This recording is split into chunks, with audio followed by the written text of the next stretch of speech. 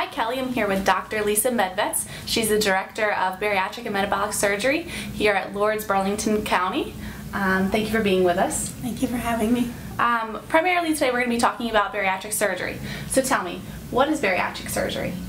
Bariatric surgery is surgeries that are designed to help patients lose weight, and in so doing also to improve their health. The surgeries help to resolve the diseases that come along with the disease of morbid obesity, such as diabetes, hypertension, sleep apnea. Great. What type of patients will be electing to have the surgery and why?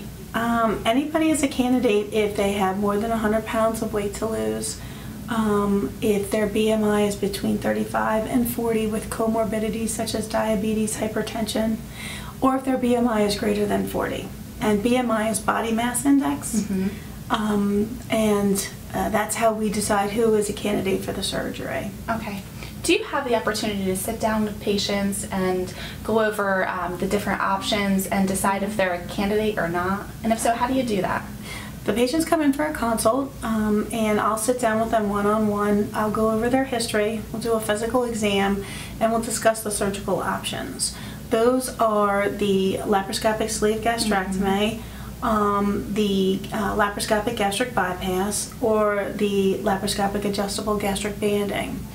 We'll go through all that and we'll take a look at their history, their needs, what type of eating habits they have, and see what fits best for them. Okay, what's the most common surgery that you find that you use? Well, worldwide now, the most common surgery is the laparoscopic sleeve gastrectomy. And it has risen in popularity very quickly. Several years ago when I would run seminars, patients, I would say, has anybody heard of the sleeve? And they'd say, no one would raise their hand. Now that's all people are asking for. Right, okay. Of course with surgery there's always risks involved, right? Specifically with bariatric surgery, what are some of the risks that a patient should look for or be aware of? With any surgery, there's always a risk of infection, bleeding, blood clots, pneumonia. Specific to bariatric surgery, the patients can have a leak from an anastomosis or a staple line. They can develop strictures, ulcers, obstructions, and also with rapid weight loss or weight gain, they can develop gallbladder disease. Okay. All right. Once a patient has the surgery, what are some of the maybe the tools that you send them home with? Because it's hard for them to maintain a healthy lifestyle now. Do you give them maybe a nutrition plan, or what do you do to send them home with? Right. The patients the preoperative care is really just as important as the postoperative care. So preoperatively, they're prepared. They have 3 nutrition classes. We have a nutritionist on staff, and they also have to see a psychologist as well. I encourage ongoing therapy because there are reasons why people have developed this problem. And if they better know themselves, they have better likelihood of resolving the issues postoperatively. Once they have the surgery, they go home. We have a book that we've given them about the diet progression, and we meet with them at 2 weeks post-op, 6 weeks, and 3 months, 6 months, 9 months, and 12 months postoperatively. I'm always available, the nutritionist is always available, and we have support groups as well, because it is important not only to have done a good technical surgery, but also to support these patients, because they understand it's just a tool that I've given them. How they use it is up to them, and we want them to use it as successfully as possible so that they can achieve the goals that they have. Wonderful. Now I know you said that you encourage all patients to receive therapy. Do you find that patients after the surgery they have body image issues, or and if they do have that, what do you do to assist them? Right. It's a very good question because it's a very important question. With the surgery, the patients understand that this is a tool that I've given them. How they use it is up to them.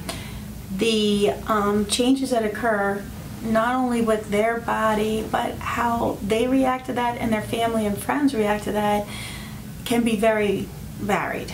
And sometimes that is some of the biggest struggles. You'll have family or friends who may try and sabotage the patient because they're jealous of their weight loss. Right. The patient is sometimes scared of the changes that have occurred, and you know, we talk about these issues because we want to see them feel comfortable with the changes that are occurring. There are patients that have developed other problems to almost replace the problem that they had with their eating, and we don't want to see that happen. Okay. So there is a lot of support from that, from myself, from the psychologists, and just from our support staff as well. Wonderful.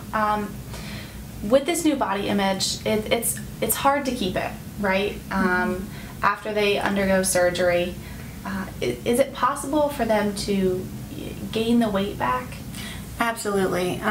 There is a way to get around everything that I do. Right. And the patients can find that way. So any weight loss surgery, there is recidivism. What we tell the patients is that right after the surgery, they're going to lose a lot of weight. Okay. But what they have to do is change their eating habits so that when the weight loss slows or stops, then they're able to maintain it. Losing the weight is the focus of everybody, but the problem is that that's very important, but not the only important thing. And weight maintenance is just as important in order to keep the diseases that they had away, because as they resolve their diabetes and their sleep apnea and their hypertension, we don't want those problems to come back. Exactly.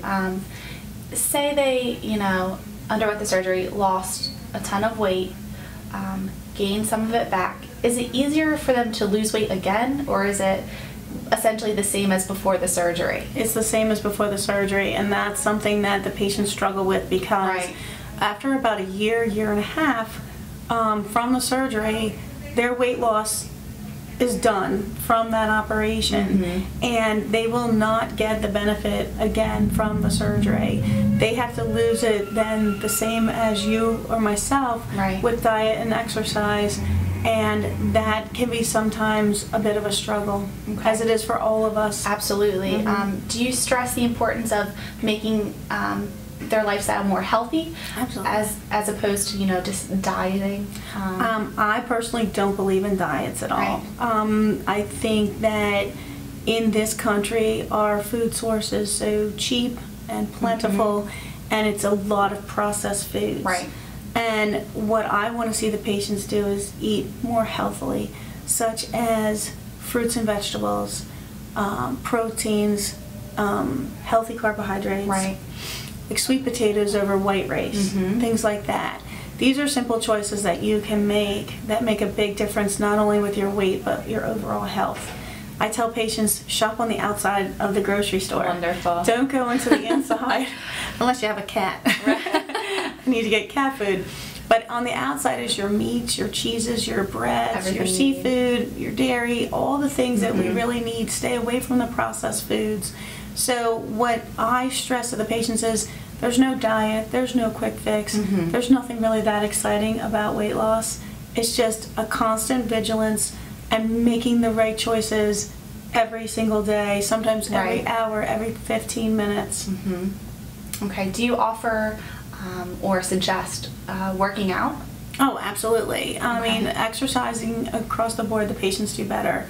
A pound of fat will burn 2 calories an hour. A pound of muscle will burn 50 calories an hour. So if they build up their muscles, they're actually helping themselves burn more calories. The cardiovascular benefits are very well described, and so yes, we do encourage exercise, and we all have very busy lives. I completely understand. So it's not sometimes even like you have to get to the gym. Things don't always have to be perfect. It might mean that you park at the edge of the parking lot and do those extra steps walking in quickly. Great tip. Exactly. Take the stairs, not the elevator. Things like that will help you. Okay, wonderful. So tell me, what distinguishes Lourdes Medical from other practices in helping to manage this life-changing surgery? We actually have a very comprehensive program, not just from the surgical aspect, but from a medical aspect as well.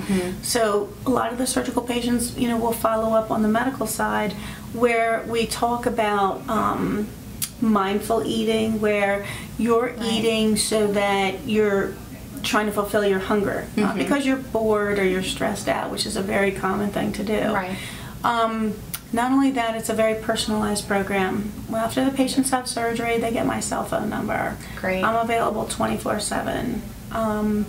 If they want to talk to me, they can talk to me. They can also talk to our nutritionist at any time, email her, or call her, and the staff is very knowledgeable and available as well. So I would think what distinguishes us is we look at the whole picture, not just from a surgical aspect, but from a medical aspect as well, from a psychological aspect, and we make it as personalized as possible.